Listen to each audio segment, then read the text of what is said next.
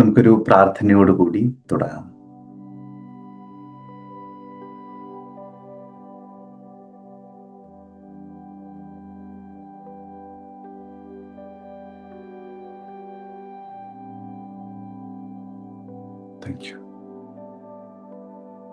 ജന്മം നൽകി അനുഗ്രഹിച്ച മാതാപിതാക്കളെയും അറിവിന്റെ പാതയിലേക്ക് വെൽച്ചുണ്ടി തന്ന ഗുരുനാഥന്മാരെയും അറിവ് നൽകി അനുഗ്രഹിക്കുന്ന ഈ മഹാപ്രപഞ്ചത്തെയും അതോടൊപ്പം ഇപ്പോ എൻ്റെ മുന്നിലിരിക്കുന്ന ഗുരുതുല്യരായ ഓരോരുത്തരുടെയും പ്രാർത്ഥനകളോടുകൂടി അനുഗ്രഹങ്ങളോടുകൂടി നമുക്ക് വിഷയത്തിലേക്ക് കടക്കാം. ചക്ര മെഡിറ്റേഷൻ എന്നുള്ളതാണ് നമ്മുടെ പ്രധാനപ്പെട്ട വിഷയം. അപ്പോൾ അവിടെ ഒരു ചോദ്യമുണ്ട്. നമ്മളൊക്കെ വ്യത്യസ്തങ്ങളായിട്ടുള്ള ക്ലാസ്സുകളിൽ പങ്കെടുക്കുന്നുണ്ട്, വ്യത്യസ്തങ്ങളായിട്ടുള്ള മെഡിറ്റേഷൻ മാർഗങ്ങൾ, ധ്യാന രീതികൾ അവലംബിക്കുന്നുണ്ട്, അതുപോലെ പല കാര്യങ്ങളും ചെയ്യുന്നുണ്ട്. എന്തിനാണ് നമ്മൾ ഇതെല്ലാം ചെയ്യുന്നത്? ഇതൊക്കെ അല്ലാതെ വേറെ ധാരാളം കാര്യങ്ങൾ നമുക്ക് ചെയ്യാനുണ്ട്, അല്ലേ? എന്നിട്ടും എന്തിനാണ് നമ്മൾ ഈ മാർഗങ്ങളിലൂടെയെല്ലാം സഞ്ചരിക്കുന്നത്, ഇത്തരം കാര്യങ്ങളെ കുറിച്ച് പഠിക്കാനും അറിയാനും ശ്രമിക്കുന്നത്? ആർക്കെങ്കിലും ഒക്കെ ഒന്ന് പറയാമോ? ഒന്ന് പറഞ്ഞു നോക്കൂ, കേൾക്കട്ടെ. നമസ്തേ. നമസ്തേ. നമ്മുടെ സാധ്യതകളെ കൂടുതൽ കണ്ടെത്താൻ, മനസ്സ് ശാന്തമാവാൻ, ഈശ്വരാനുഭവം അറിയാൻ ധ്യാനം. Good, very good. നമ്മുടെ മാർഗങ്ങളെ കൂടുതൽ അറിയാൻ, ഈശ്വരാനുഗ്രഹം ഉണ്ടാകാൻ, അല്ലേ? ശരി, ഗുഡ്. ഇനി മറ്റാരെങ്കിലും? സാറേ, നമ്മളെ ജന്മലക്ഷ്യം എന്താണോ അത് കൃത്യമായിട്ട് അത് ചെയ്ത് നമുക്ക് അവിടെ എത്താൻ വേണ്ടി ഏറ്റവും എളുപ്പമുള്ള മാർഗമാണ് മെഡിറ്റേഷൻ. ശരി, ഗ്രേറ്റ്, വെരി ഗുഡ്, എക്സലന്റ്. ശരി, ഗുഡ്. ഇനി മറ്റാരെങ്കിലും? നമസ്തേ സാറേ. നമ്മുടെ പ്രോബ്ലങ്ങൾക്കൊക്കെ കാരണം എന്താണെന്നും അതിന്റെ പരിഹാരം എന്താണെന്നും ഒരറിവ് കിട്ടി അതൊരു തിരിച്ചറിവിലേക്ക് പോയിട്ട് അതിനുള്ള പ്രതീതി ചെയ്യാൻ പറ്റുമെങ്കിൽ ഈ ജന്മത്ത് തന്നെ തീർത്തിട്ട് പോവാ. അതിന് നല്ലൊരു ഗുരുനാഥൻ വേണം, അങ്ങനെ സാറിന്റെ അടുത്ത്. അപ്പൊ അത് മുമ്പോട്ട് കൊണ്ടുപോകാം. സന്തോഷം. വേറെ മറ്റാരെങ്കിലും? ശരി, വളരെ പറയൂ. നമസ്കാരം. കൂടുതൽ നന്മകൾ എത്തിപ്പെടാൻ വേണ്ടിയിട്ടുള്ള ഒരു മാർഗം, കൂടുതൽ നന്മകളിലേക്ക് എത്താൻ വേണ്ടിയിട്ടുള്ള. ശരി, ഗുഡ് ഗുഡ്. മറ്റാർക്കെങ്കിലും പറയാനുണ്ടോ? ശരി. അപ്പൊ വ്യത്യസ്തങ്ങളായിട്ടുള്ള കുറേയധികം ഉത്തരങ്ങൾ വന്ന് കുറച്ചുപേര് ഇരുട്ടിലിരിക്കുകയാണോ? ഒന്ന് വെളിച്ചത്തിലേക്ക് വരൂ, കാണട്ടെ. അപ്പൊ വ്യത്യസ്തങ്ങളായിട്ടുള്ള കുറേയധികം ആശയങ്ങൾ വന്നു. ശരിക്കും ആത്യന്തികമായിട്ട് പറഞ്ഞാൽ, അല്ലെങ്കിൽ വളരെ ലളിതമായിട്ട് പറഞ്ഞാൽ, കുറച്ചുകൂടി നന്നായിട്ട് ജീവിക്കാൻ, അല്ലേ? കുറച്ചുകൂടി സന്തോഷമായിട്ട് ജീവിക്കാൻ. മാത്രമല്ല, പലരും ഈ വിധത്തിലുള്ള മാർഗങ്ങളിലേക്കൊക്കെ എത്തപ്പെടുന്നത് എപ്പോഴാ? ജീവിതത്തിലെ സങ്കടങ്ങൾ, ജീവിതത്തിലെ അസ്വസ്ഥതകൾ അനുഭവപ്പെടുന്ന സമയത്താണ്. സാധാരണ ഒരു ശരാശരി വ്യക്തിയെ സംബന്ധിച്ചിടത്തോളം അങ്ങനെ തന്നെയാണ്. വളരെ സ്മൂത്തായിട്ട്, വളരെ സന്തോഷകരമായിട്ട് ജീവിതം മുന്നോട്ട് പോകുന്ന സമയത്ത്, മുന്നോട്ട് പോവുകയാണെങ്കിൽ മെജോറിറ്റിയും ഇതൊന്നും ശ്രമിക്കില്ല, അല്ലേ? മഹാത്മാക്കളായിട്ടുള്ള പലരും ജ്ഞാനം അന്വേഷിച്ചിറങ്ങിയത്, അറിവന്വേഷിച്ചിറങ്ങിയത് പോലും സാധാരണമായിട്ടുള്ള സഹിക്കാൻ കഴിയാത്ത സങ്കടങ്ങൾ ജീവിതത്തിൽ ഉണ്ടായ സമയത്താണ്. ശ്രീബുദ്ധനടക്കമുള്ള ജ്ഞാനികൾ എന്തു തന്നെയായാലും. അപ്പോ അതുപോലെ പറഞ്ഞു, നമ്മുടെ ജന്മലക്ഷ്യത്തെ കൃത്യമായിട്ട് അറിയാൻ വേണ്ടിയിട്ട്, മുന്നോട്ട് പോകാൻ വേണ്ടിയിട്ട്. അത് വളരെ ശരിയായിട്ടുള്ള, അല്ലെങ്കിൽ കുറച്ചുകൂടി ആഴത്തിലുള്ള ഒരു ഉത്തരമാണ്. അപ്പൊ അങ്ങനെയാണെങ്കിൽ നമ്മുടെ ജന്മലക്ഷ്യത്തെ, നമ്മുടെ നിയോഗങ്ങളെ നമ്മളൊന്ന് തിരിച്ചറിയേണ്ടതുണ്ട്. ഞാൻ എവിടെ നിന്നാണ് വന്നിരിക്കുന്നത്? എന്തിനാണ് ഈ മാർഗത്തിലൂടെ നടക്കുന്നത്? ഇനി എങ്ങോട്ടാണ് ഞാൻ പോകുന്നത്? എവിടേക്കാണ് എനിക്ക് എത്തിച്ചേരേണ്ടത്? അതിനെന്താണ് ഏറ്റവും ലളിതമായിട്ടുള്ള മാർഗം? തുടങ്ങിയവയെല്ലാം നമ്മൾ തിരിച്ചറിയേണ്ടതുണ്ട്. അപ്പൊ അതറിയണമെങ്കിൽ കുറച്ചുകൂടി പിന്നിലേക്കും പിന്നെ കുറച്ച് മുന്നിലേക്ക് നമ്മൾ സഞ്ചരിക്കണം. ജന്മത്തിന്റെ ലക്ഷ്യങ്ങളെ, നിയോഗങ്ങളെ അറിയാൻ വേണ്ടിയിട്ട്. അവിടെ പ്രപഞ്ചത്തിന്റെ നിലനിൽപ്പിനെ കുറിച്ചും പ്രാപഞ്ചികമായിട്ടുള്ള ചില നിയമങ്ങളെക്കുറിച്ചും സാധ്യതകളെക്കുറിച്ചും എല്ലാം പ്രാഥമികമായിട്ട് ഒന്ന് തിരിച്ചറിയേണ്ടതുണ്ട്. നമുക്ക് അവിടെ മുതൽ തുടങ്ങാം. അതിനുശേഷം വരുന്ന ദിവസങ്ങളിൽ നമ്മുടെ പ്രധാന വിഷയത്തിലേക്ക് മടങ്ങിയെത്താം.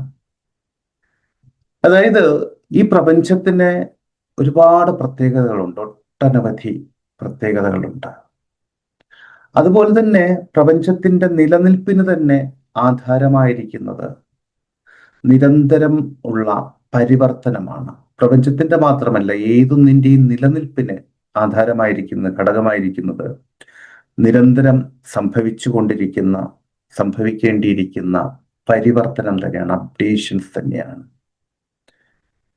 അതായത് ഏതൊന്നിനാണോ അപ്ഡേഷൻ അവസാനിക്കുന്നത്, പരിവർത്തനം അവസാനിക്കുന്നത്, ആ പരിവർത്തനം അവസാനിക്കുന്നതോടുകൂടി അതിൻ്റെയും അവസാനമാണ്. ഇപ്പോ ഒരു വൃക്ഷത്തിന് എടുത്തു നോക്കൂ. അതൊരു വിത്ത് മുതൽ മുളച്ച് വളർന്നു വരുന്നു, ഇലകളിടുന്നു, മൊട്ടുകളിടുന്നു, പൂവിടുന്നു, കായ്കളിടുന്നു. ആ പ്രോസസ്സ് അങ്ങനെ തുടർന്നു കൊണ്ടേയിരിക്കുന്നു. എപ്പോഴാണോ ഈ പ്രോസസ്സ് അവസാനിക്കുന്നത്, ഈ പ്രക്രിയ എപ്പോഴാണോ അത് അവസാനിക്കുന്നത്, അതില് മൊട്ട് വരുന്നില്ല, പുതിയ ഇലകൾ വരുന്നില്ല, പൂക്കൾ വരുന്നില്ല, കായ്കൾ വരുന്നില്ല, അപ്പൊ എപ്പോഴാണോ ഈ പ്രോസസ്സ് അവസാനിക്കുന്നത്, അതോടുകൂടി സാവധാനം ആ വൃക്ഷം കരിഞ്ഞു പോകാൻ തുടങ്ങുന്നു. അതുപോലെ തന്നെ ഒരു മനുഷ്യനെ എടുത്താലും അത് തന്നെയാണ്. എപ്പോഴാണോ അയാളുടെ വളർച്ച അവസാനിക്കുന്നത്, അവിടെ അയാളുടെ ഭൗതിക ജീവിതത്തിലും സാവധാനം മങ്ങലേൽക്കാൻ തുടങ്ങുന്നു. ഒരു സംസ്കാരത്തിന്റെ കാര്യമായാലും അങ്ങനെ തന്നെയാണ്. ഒരു കമ്പനിയുടെയോ ഫാക്ടറിയുടെയോ കാര്യമായാലും അങ്ങനെ തന്നെയാണ്. നമുക്കറിയാം, നോക്കിയ എന്ന് പറയുന്ന ഫോൺ ബ്രാൻഡ്, കൊണീക്ക, കൊഡാക്ക് എന്നൊക്കെ പറയുന്ന ക്യാമറ ഫീൽഡിലെ അധികായന്മാര്. അപ്പോൾ ഇവർക്കൊക്കെ സംഭവിച്ചത് അവര് അപ്ഡേഷന് വിധേയമായില്ല. അങ്ങനെ സമയത്ത് അവർക്ക് നിലനിൽപ്പുണ്ടായില്ല, അവർ അസ്തമിച്ചു. പ്രപഞ്ചത്തിനെ സംബന്ധിച്ചിടത്തോളം പ്രപഞ്ചത്തിന്റെ സുഗമമായിട്ടുള്ള നിലനിൽപ്പിന് നിരന്തരമായിട്ടുള്ള ഈ പരിവർത്തനം ആവശ്യമാണ്. ഈ പരിവർത്തനം നിരന്തരം സംഭവിച്ചുകൊണ്ടേയിരിക്കുന്നു. സകലയിടങ്ങളിലും, പക്ഷികളിലും, മൃഗങ്ങളിലും, മനുഷ്യരിലും, ജീവജാലങ്ങളിലും, കാലാവസ്ഥയിലും തുടങ്ങി ഈ പരിവർത്തനം നിരന്തരം സംഭവിച്ചുകൊണ്ടേയിരിക്കുന്നു. മനുഷ്യന്റെ പരിണാമം എടുത്തു നോക്കിയാലും നിങ്ങൾക്കറിയാം. ഇനി അതല്ലെങ്കിൽ ഒരുപാടൊന്നും പിന്നിലേക്ക് പോകണ്ട, ഒരു 2 or 3 തലമുറ പിന്നിലേക്ക് നിങ്ങൾ എടുത്തു നോക്കിയാൽ ശാരീരികമായിട്ടും മാനസികമായിട്ടും അന്നുണ്ടായിരുന്ന മനുഷ്യന്റെ അവസ്ഥയല്ല ഇന്ന്. നിങ്ങൾ കണ്ടിട്ടില്ലേ, ഈ രാജാക്കന്മാരുടെയൊക്കെ റിയൽ ഫോട്ടോസ്, ചിത്രങ്ങളല്ല, റിയൽ ഫോട്ടോസ് നിങ്ങൾ കണ്ടിട്ടുണ്ടെങ്കിൽ നമ്മളൊക്കെ സാധാരണ കാണുന്ന വിധത്തിലുള്ള, അല്ലെങ്കിൽ നമ്മുടെ മനസ്സിൽ ഒരു രാജാവ്, ബാഹുബലി എന്നൊക്കെ പറയുന്ന വിധത്തിലുള്ള ആ ഒരു ഗാംഭീര്യമോ അല്ലെങ്കിൽ ആ ഒരു ആകാരവടിവോ ശാരീരികമായിട്ടുള്ള ചില സവിശേഷതകളോ പോലുമില്ല. പലരും വളരെ ഹൈറ്റ് കുറഞ്ഞ്, വളരെ ശുഷ്കിച്ച്, അങ്ങനെയൊക്കെയുള്ള ആളുകളാണ് അല്ലെ. പക്ഷെ ഇന്ന്, അല്ലെങ്കിൽ നമ്മുടെ തന്നെ ഒരു 2 തലമുറ മുൻപൊക്കെയുള്ള കാരണവന്മാരുടെ ഫോട്ടോസ് ഒക്കെ എടുത്ത് നോക്കിയിട്ടുണ്ടെങ്കിലേ, ഗംഭീരന്മാരായിട്ടുള്ള കാരണവന്മാരൊക്കെ ചിലപ്പോൾ ഉണ്ടാവും കേട്ടോ. അതിലപ്പുറം നമ്മളൊരു ശരാശരി വ്യക്തിയുടെ ഫോട്ടോസ് ഒക്കെ എടുത്ത് നോക്കിയിട്ടുണ്ടെങ്കിലേ ഇന്നത്തേതുമായിട്ട് വളരെ വളരെ വ്യത്യാസമുണ്ട്. ഇന്ന് എത്രയോ മാറ്റം വന്നിട്ടുണ്ട് നമുക്കറിയാം. അതുപോലെ അറിവുകളുടെ കാര്യത്തില്, കഴിവുകളുടെ കാര്യത്തില്, അഭിരുചികളുടെ കാര്യത്തിലൊക്കെ അസാധാരണമായിട്ടുള്ള മാറ്റം സംഭവിച്ചുകൊണ്ടിരിക്കുന്നു. ഇത് പ്രപഞ്ചത്തിന്റെ ഒരു രീതി തന്നെയാണ്. ഇനി നമുക്ക് ശരിക്കും കുറച്ചുകൂടി ആഴത്തിലേക്ക് പോകാം. അതായത് 2 കാര്യങ്ങളാണ്. ഒന്ന്, ഈ പ്രപഞ്ചം എന്ന് പറയുന്നത് മുഴുവൻ ഊർജമാണ്. ആ ഊർജത്തിലേക്ക് നമുക്ക് വരാം. അതുപോലെ തന്നെ പറഞ്ഞു, ഈ പ്രപഞ്ചത്തിന്റെ നിലനിൽപ്പിന് നിരന്തരം പരിവർത്തനം ആവശ്യമാണ് എന്നുള്ളത്. അപ്പൊ ഈ പരിവർത്തനത്തിന് എന്താണ് പ്രപഞ്ചം ചെയ്യുന്നത്? തുടർച്ചയായിട്ടുള്ള ഈ അപ്ഡേഷന് വേണ്ടിയിട്ട് എന്താണ് പ്രപഞ്ചത്തിന്റെ ഭാഗത്ത് നിന്ന് ചെയ്യുന്നത്? എല്ലാ അപ്ഡേഷനും, എല്ലാ പരിവർത്തനങ്ങളുടെയും ആധാരം എന്ന് പറയുന്നത് അറിവുകളാണ്. ഈ അറിവുകളാണ് ഒരു വ്യക്തിയായാലും ശരി, ഒരു സമൂഹത്തെ ആയാലും ശരി, എന്തിനെ ആയാലും ശരി മുന്നോട്ട് നയിക്കുന്നതും കൂടുതൽ മികവാർന്ന മറ്റൊരു തലത്തിലേക്ക് കൊണ്ടുപോകുന്നത്. പ്രപഞ്ചത്തിന്റെ കാര്യവും അങ്ങനെ തന്നെയാണ്. അറിവുകളിലൂടെയാണ് പ്രപഞ്ചവും പരിവർത്തനങ്ങളിലേക്ക് നയിക്കുന്നത്. അങ്ങനെയാണെങ്കിൽ ഈ അറിവുകൾ എവിടെ നിന്നാണ് ലഭിക്കുന്നത്, അല്ലെങ്കിൽ അറിവുകൾ എവിടെ നിന്നാണ് ലഭിക്കേണ്ടത്? അറിവുകൾ ലഭിക്കാൻ, അറിവുകൾ ആർജിക്കാൻ പല വിധത്തിലുള്ള മാർഗങ്ങളുണ്ട്. പക്ഷെ അതിൽ ഏറ്റവും പ്രധാനപ്പെട്ട, ഏറ്റവും മഹത്തരമായ ഒരു മാർഗമെന്ന് പറയുന്നത് അനുഭവങ്ങളാണ്. അനുഭവങ്ങളിലൂടെ കടന്നുപോയിക്കൊണ്ട് അറിവുകൾ ആർജിക്കാൻ സാധിക്കും.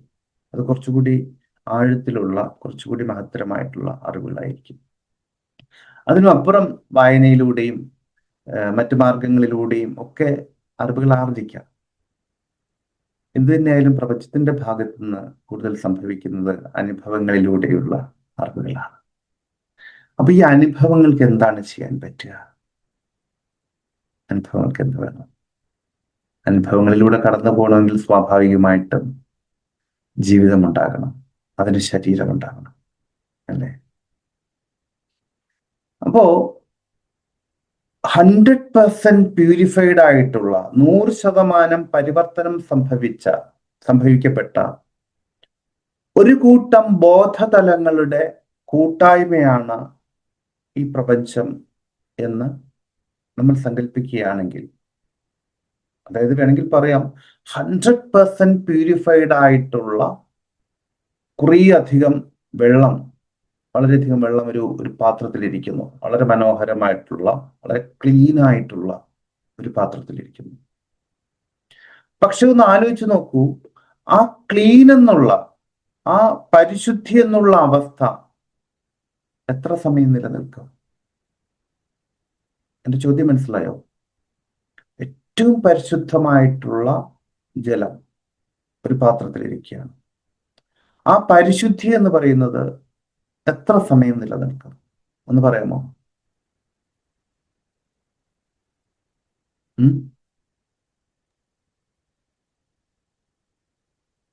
ആരെങ്കിലും കുറച്ച് സമയം മാത്രമേ ഉണ്ടാവുള്ളൂ. എത്ര സമയം? ഇനി നിങ്ങൾക്ക് കുറച്ചുകൂടി മനസ്സിലാണെങ്കിൽ വേറെ സിമ്പിൾ വേർഷനിൽ പറഞ്ഞുതരാം. നമ്മള് 100 ഡിഗ്രി സെൽഷ്യസിൽ വെള്ളം തിളപ്പിച്ചൊരു പാത്രത്തിൽ വെച്ചിരിക്കുന്നു. ആ ചൂട് എത്ര സമയം ഉണ്ടാവും? ആ 100 ഡിഗ്രി സെൽഷ്യസ് എന്ന് പറയുന്ന ടെമ്പറേച്ചർ എത്ര സമയം ഉണ്ടാവും?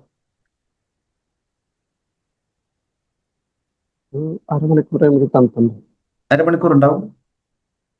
അത്ര ഉണ്ടാവില്ല, ഒരു 10-15 മിനിറ്റ്. 15 മിനിറ്റ് വളരെ കുറച്ച് സമയം മാത്രമേ ഉണ്ടാവുള്ളൂ. വളരെ കുറച്ച് സമയം ഉണ്ടാവും. അതെ, ബാക്കി പെട്ടെന്ന് അത് അറ്റ്മോസ്ഫിയർ ടെമ്പറേച്ചർ കൊണ്ട് ടെമ്പറേച്ചർ നഷ്ടപ്പെടില്ലേ? എത്ര സമയം കൊണ്ട്? ഇത് മെയിൻറ്റെയിൻ 100 ഡിഗ്രിയില് തിളപ്പിച്ചിട്ട് എത്ര സമയം 100 ഡിഗ്രി ഉണ്ടാവും? അത് 100 ഡിഗ്രി ആകുന്ന സമയം മാത്രമേ വളരെ എപ്പോഴാണോ നിങ്ങൾ സമയത്ത് മാത്രം ഉണ്ടാവുള്ളൂ. അത് അത്രേ ഉള്ളൂ. എപ്പോഴാണോ ഫ്ലെയിം ഓഫ് ചെയ്യുന്നത്, നെക്സ്റ്റ് മില്ലി സെക്കൻഡ് മുതൽ അത് കുറഞ്ഞു തുടങ്ങി. അതെ, ശരിയല്ലേ? അതിന്റെ എപ്പോഴാണോ ആ തീ കെടുത്തുന്നത്, അതിന്റെ അടുത്ത milli second or micro second മുതൽ അത് കുറഞ്ഞു തുടങ്ങി. ശരിയല്ലേ? അതുപോലെ തന്നെയാണ് ഈ 100% പ്യൂരിറ്റി, 100% ശുദ്ധത എന്ന് പറയുന്നത്. അത് ഒരു നിമിഷം പോലും നിലനിൽക്കില്ല, അത് അടുത്ത നിമിഷം മുതൽ പറയും. അപ്പൊ അങ്ങനെയാണ് എങ്കിൽ അത് നിലനിൽക്കണമെങ്കിൽ, ഈ നിങ്ങൾ പറയുന്ന ഈ 100% 100 ഡിഗ്രി സെൽഷ്യസ് ചൂട് നിലനിൽക്കണമെങ്കിൽ എന്ത് സംഭവിക്കണം? അത് ചൂടാക്കിക്കൊണ്ടേ, നിരന്തരം ചൂടാക്കിക്കൊണ്ടേയിരിക്കണം. അപ്പൊ അതുപോലെ തന്നെയാണ് ഈ 100% പരിശുദ്ധി എന്ന് പറയുന്നത്. അത് അങ്ങനെ നിലനിൽക്കണമെങ്കിൽ ആ പ്രവർത്തനം നിരന്തരം സംഭവിച്ചുകൊണ്ടേയിരിക്കണം. എപ്പോഴാണോ അത് നിൽക്കുന്നത്, അത് മുതൽ ഈ പരിശുദ്ധത എന്ന് പറയുന്ന അവസ്ഥയിൽ, അല്ലെങ്കിൽ അപ്ഡേഷൻ എന്ന് പറയുന്ന അവസ്ഥയിൽ കുറവ് വരാൻ തുടങ്ങും. മെല്ലെ മെല്ലെ അത് തണുത്ത് അവസാനം തീർന്നു ഇതാ സംഭവിക്കുന്നത്.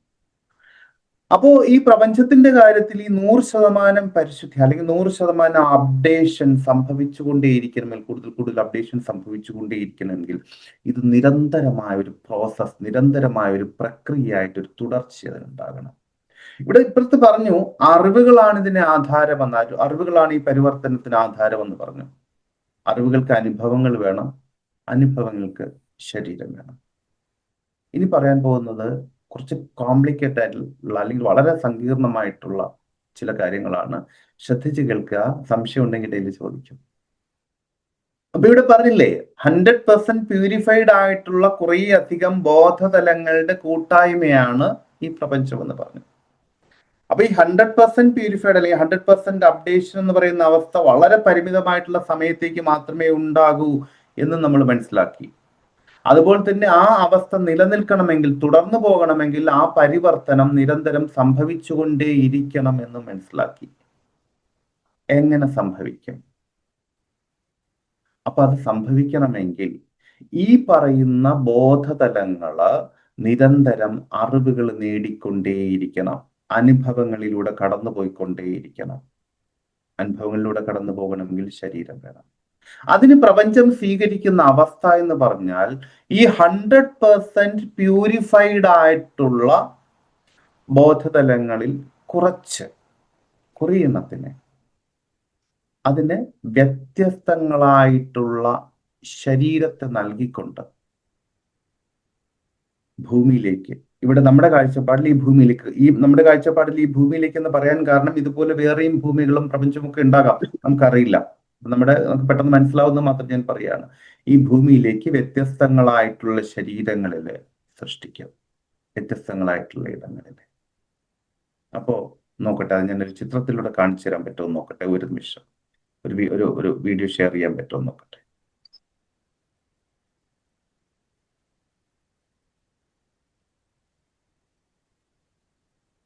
അല്പ സമയം വേണം, ഒരു ചെറിയ ടെക്നിക്കൽ ഇഷ്യൂ അതിലുണ്ട്.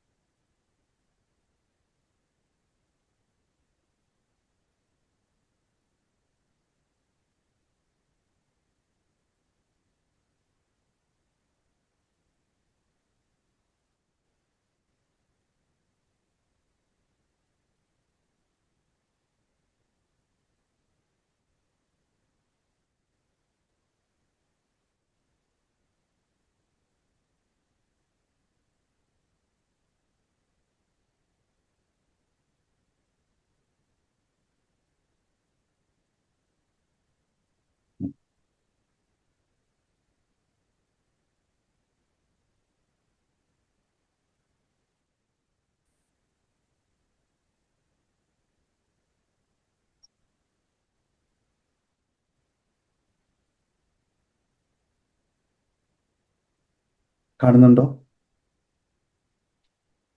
റെസ്പോണ്ട് ചെയ്യൂ.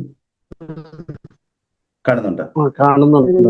അപ്പോ 100% അപ്ഡേറ്റഡ് ആയിട്ടുള്ള കുറേ അധികം ബോധതലങ്ങളുടെ ഒരു കൂട്ടായ്മയായിട്ട് ഇതിനെ കാണുക. യെല്ലോ വട്ടത്ത് 100% പ്യൂരിഫൈഡ് ആയിട്ടുള്ള അല്ലെങ്കിൽ 100% അപ്ഡേറ്റഡ് ആയിട്ടുള്ള ഒട്ടനവധി ബോധതലങ്ങളുടെ ഒരു കൂട്ടായ്മയായിട്ട് കാണുക. അപ്പോൾ ആ ബോധതലങ്ങളിൽ തിരഞ്ഞെടുക്കപ്പെട്ട കുറെ എണ്ണത്തിന്, ഇവർ തിരഞ്ഞെടുക്കപ്പെട്ടാണെന്നിരിക്കട്ടെ, ഈ തിരഞ്ഞെടുക്കപ്പെട്ട കുറെ പേര് അവിടെ നിന്ന് കൂടുതൽ അനുഭവങ്ങളിലൂടെ അറിവുകൾ ആർജിക്കുന്നതിന് വേണ്ടി ഉചിതമായിട്ടുള്ള ശരീരത്തെ, ഉചിതമായിട്ടുള്ള ശരീരം എന്ന് പറയുമ്പോൾ അത് മനുഷ്യ ശരീരം തന്നെ ആയിക്കൊള്ളണമെന്നില്ല, ഏതാണോ അതാതിന് ഉചിതം, അതിന് ഉചിതമായിട്ടുള്ള ശരീരങ്ങൾ കൊടുത്തുകൊണ്ട് നമ്മുടെ ഈ പറയുന്ന ഭൂമിയിലേക്ക് അയക്കുന്നതെന്ന് കരുതുക. ഇവിടെ നമ്മൾ വ്യത്യസ്തങ്ങളായിട്ടുള്ള നിറങ്ങളിലുള്ള, ചിലപ്പോ ഇവിടെ ചിത്രത്തിലെല്ലാം ഒരേ വലിപ്പമാണ്, പക്ഷേ എങ്കിൽ പോലും വ്യത്യസ്തങ്ങളായിട്ടുള്ള നിറങ്ങളിലുള്ള, വ്യത്യസ്തങ്ങളായിട്ടുള്ള വലിപ്പങ്ങളിലുള്ള കുറേ പേരെ കാണുന്നുണ്ട്. അവിടെ വ്യത്യസ്തങ്ങളായിട്ടുള്ള നിറങ്ങൾ കൊണ്ട് അർത്ഥമാക്കുന്നത് വ്യത്യസ്തങ്ങളായിട്ടുള്ള സ്വഭാവങ്ങൾ തന്നെയാണ്. അപ്പോ അവിടെ മറ്റൊരു കാര്യം കൂടിയുണ്ട്. മറ്റൊരു കാര്യം എന്ന് പറഞ്ഞാൽ ഇവര് വിവിധങ്ങളായിട്ട് അല്ലെങ്കിൽ വ്യത്യസ്തങ്ങളായിട്ടുള്ള ഇടങ്ങളില് വ്യത്യസ്തരായിട്ടുള്ള വ്യക്തികളോടൊപ്പം വ്യത്യസ്തങ്ങളായിട്ടുള്ള ജീവിത സാഹചര്യങ്ങളിൽ ഒക്കെയാണ് ജീവിക്കുന്നത്. ആ വിധത്തിലാണ് ജീവിക്കുന്നത്. അപ്പോ അങ്ങനെ വരുമ്പോ എന്താ സംഭവിക്കുന്നതെന്ന് നോക്കാം. ഇവരുടെ ഈ യാത്രക്കിടയിൽ പല വിധത്തിലുള്ള കൊടുക്കൽ വാങ്ങലുകൾ സംഭവിക്കും. പല വിധത്തിലുള്ള കൊടുക്കൽ വാങ്ങലുകൾ എന്ന് പറഞ്ഞാൽ ശാരീരികമായിട്ടുള്ള, മാനസികമായിട്ടുള്ള, വൈകാരികമായിട്ടുള്ള, സാമ്പത്തികമായിട്ടുള്ള പല വിധത്തിലുള്ള കൊടുക്കൽ വാങ്ങലുകൾ അവിടെ സംഭവിക്കും. അപ്പൊ ഈ കൊടുക്കൽ വാങ്ങലുകളിലൂടെ എല്ലാം, കൊടുക്കൽ വാങ്ങലുകൾ എന്ന് പറഞ്ഞാൽ മനസ്സിലാവുന്നുണ്ടോ? ഇടപെടലുകളിലൂടെ എല്ലാം അവര് അറിവുകൾ ആർജിക്കുന്നുണ്ട്, വ്യത്യസ്തങ്ങളായിട്ടുള്ള അനുഭവങ്ങളിലൂടെ കടന്നു പോകുന്നുണ്ട്, അതിലൂടെ അറിവുകളും ആർജിക്കുന്നുണ്ട്. ഈ അറിവുകൾ ആർജിച്ചു കഴിഞ്ഞാൽ എന്താ സംഭവിക്കുക? അതിനനുസരിച്ചിട്ടുള്ള മാറ്റം തീർച്ചയായിട്ടും ഇവരിലെല്ലാവരിലും ഉണ്ടാകും. അതിനനുസരിച്ചിട്ടുള്ള മാറ്റം തീർച്ചയായിട്ടും ഇവരിലെല്ലാവരിലും ഉണ്ടാകും. അല്ലേ? അങ്ങനെയല്ലേ സംഭവിക്കുന്നത്? ഇടയ്ക്കൊന്ന് റെസ്പോണ്ട് ചെയ്യുക, അല്ലെങ്കിൽ വളരെ സീരിയസ് ആയി പോകും. അപ്പൊ ഒരു ജന്മത്തിലൂടെ കടന്നു പോകുമ്പോ, കേവലം ഒരു ജന്മത്തിലൂടെ കടന്നു പോകുന്നത് കൊണ്ട് മാത്രം ഈ 100% അപ്ഡേഷൻ സംഭവിക്കില്ല. നിങ്ങൾ 1ാം ക്ലാസ്സിൽ പഠിച്ചത് കൊണ്ട് മാത്രം പഠനം പൂർത്തിയായോ? 2ാം ക്ലാസ്സിൽ എത്തിയപ്പോ പൂർത്തിയായോ? അല്ല, അതിങ്ങനെ ഒരു തുടർച്ചയാണ്. മാത്രമല്ല, ഈ പ്രപഞ്ചത്തിൽ നിന്ന് പുറപ്പെട്ട് പുറത്തേക്ക് വന്ന ഓരോ ബോധത്തിന്റെയും ആത്യന്തികമായിട്ടുള്ള ലക്ഷ്യം എന്താണെന്ന് അറിയാമോ? എന്താണ്? എത്രമാത്രം മനസ്സിലാവുന്നുണ്ടെന്ന് നോക്കട്ടെ. പ്രപഞ്ചത്തിൽ നിന്ന് പുറത്തേക്ക് വന്ന ഓരോ ബോധത്തിന്റെയും ആത്യന്തികമായിട്ടുള്ള ലക്ഷ്യം എന്താണ്? അത് എന്തിനു വേണ്ടിയിട്ടാണോ ഇവിടെ വന്നിട്ടുള്ളത് അത് പൂർത്തീകരിക്കുക, അതിനുശേഷം വീണ്ടും മാറ്റങ്ങൾക്ക് വിധേയമായി തിരിച്ചെത്തി ജന്മങ്ങൾ എടുക്കുക എന്നുള്ളത് തന്നെയാണ്. തിരിച്ച് എവിടെ എത്തുക? അതിന്റെ വന്ന സ്ഥലത്തേക്ക് എക്സാക്ട്ലി, വന്ന സ്ഥലത്തേക്ക് തന്നെ തിരികെ എത്തുക. അതായത് പരിവർത്തനം സംഭവിപ്പിച്ചുകൊണ്ട് വന്ന ഇടത്തേക്ക് തന്നെ തിരികെ എത്തുക. അതായത് ഏത് പ്രപഞ്ചബോധത്തിൽ നിന്നാണോ വന്നത് അവിടേക്ക് തന്നെ മടങ്ങിയെത്തുക എന്നുള്ളതാണ് ഇതിന്റെ ലക്ഷ്യം. അത് എത്രയും പെട്ടെന്ന് എത്തണമെങ്കിൽ എത്രയും പെട്ടെന്ന് പരിവർത്തനം സംഭവിക്കണം. അതിനുള്ള മാർഗങ്ങളാണ് നമ്മൾ നോക്കുന്നത്. അപ്പൊ ഒരു ജന്മത്തിലൂടെ കടന്നുപോയി, ആ ജന്മത്തിൽ നിന്ന് കുറേ പഠിച്ചു, കുറേ അറിഞ്ഞു, ആ അറിവുകളുമായിട്ട് അപ്പൊ സ്വാഭാവികമായിട്ടും കുറെ അനുഭവങ്ങളിലൂടെ കടന്നു പോകുന്നതിനിടയിൽ അത് നിലനിൽക്കുന്ന മാധ്യമമായിട്ടുള്ള ഈ ശരീരത്തിന് കുറച്ച് ക്ഷീണം സംഭവിക്കും. വാർദ്ധക്യം കൊണ്ട്, ചിലപ്പോൾ രോഗങ്ങൾ കൊണ്ട്, ചിലപ്പോൾ അപകടങ്ങൾ കൊണ്ട് ഒക്കെ കുറച്ച് ക്ഷീണം സംഭവിക്കും. അങ്ങനെ സംഭവിച്ചു കഴിഞ്ഞാൽ പിന്നെ ഈ ശരീരം എന്ന് പറയുന്ന ഈ മാധ്യമത്തിനുള്ള, ശരീരം എന്ന് പറയുന്നത് വെറും മാധ്യമം മാത്രമാണ് കേട്ടോ. ഈ ബോധത്തിന് നിലനിൽക്കാനുള്ള, ഈ ഊർജത്തിന് നിലനിൽക്കാനുള്ള വെറും ഒരു മാധ്യമം മാത്രമാണ് ഈ ശരീരം. ഈ മാധ്യമത്തിൽ നിന്ന് അത് പിൻവാങ്ങും. 1. 2, ഒരു പ്രത്യേക സാഹചര്യത്തിലായിരിക്കുമല്ലോ ഇത് ജീവിക്കുന്നത്.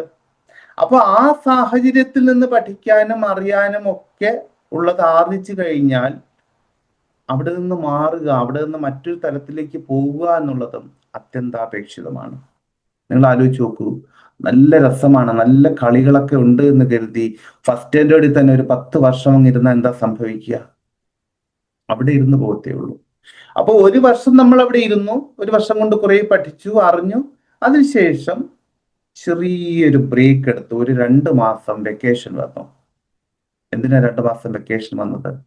നമ്മൾ ആ ഒരു വർഷം പഠിച്ചതൊന്ന് ക്രോഡീകരിക്കാൻ, ആ ഒരു വർഷം സ്കൂളിൽ പോയതിന്റെ ഒരു ക്ഷീണമൊക്കെ ഒന്ന് മാറ്റാൻ, അടുത്ത തലത്തിലേക്ക് പോകുന്നതിന്റെ ഒരു തയ്യാറെടുപ്പിന് വേണ്ടിയിട്ട് ഒരു ചെറിയ പീരീഡ് നമുക്ക് വെക്കേഷൻ തന്നു. അതുപോലെ തന്നെ ഇവിടെയും ഒരു ജന്മം കഴിഞ്ഞു കഴിഞ്ഞാൽ ഈ ശരീരത്തിൽ നിന്ന് പിൻവാങ്ങിക്കഴിഞ്ഞാൽ നമ്മൾ മറ്റൊരു തലത്തിലേക്ക് പോകും. അവിടെ ശരീരമില്ലാത്ത നമ്മുടെ പ്യുവർ ബോധം മാത്രമുള്ള മറ്റൊരു തലം എന്ന് പറയുമ്പോൾ അത് ഒരു തലമല്ല, വ്യത്യസ്തങ്ങളായിട്ടുള്ള തലങ്ങളുണ്ട്. ഈ തലങ്ങളെ പൊതുവിൽ മനസ്സിലാക്കാൻ വേണ്ടിയിട്ട് റെസ്റ്റിംഗ് പൂൾ എന്നാണ് പറയുന്നത്. റെസ്റ്റിംഗ് പൂൾ ഏകദേശം സാങ്കല്പികമായിട്ട് നമുക്ക് ഇങ്ങനെ പറയാം.